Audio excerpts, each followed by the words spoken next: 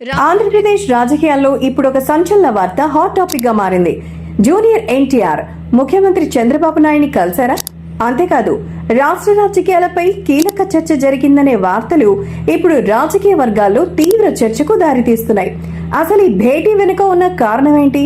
ఇది కేవలం మర్యాదపూర్వక సమావేశమేనా, లేక భవిష్యత్తు రాజకీయాలకు సంకేతమా? గత కొంతకాలంగా జూనియర్ ఎన్టీఆర్ రాజకీయాల్లోకి వస్తారా అనే ప్రశ్న తరచూ వినిపిస్తూనే ఉంది.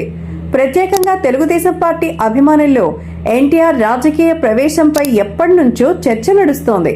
ఇలాంటి సమయంలో చంద్రబాబు నాయుడు జూనియర్ ఎన్టీఆర్ భేటీ జరిగిందనే సమాచారం రావడంతో రాజకీయ వాతావరణం ఒక్కసారిగా వేడెక్కింది. సమాచారం ప్రకారం ఈ సమావేశంలో ఆంధ్రప్రదేశ్ ప్రస్తుత రాజకీయ పరిస్థితులు, యువత పాత్ర, భవిష్యత్తు రాజకీయ సమీకరణలు వంటి అంశాలపై చర్చ జరిగిందనే ప్రచారం జరుగుతోంది. అయితే దీనిపై ఇప్పటి వరకు అధికారిక ప్రకటన మాత్రం వెలువడలేదు.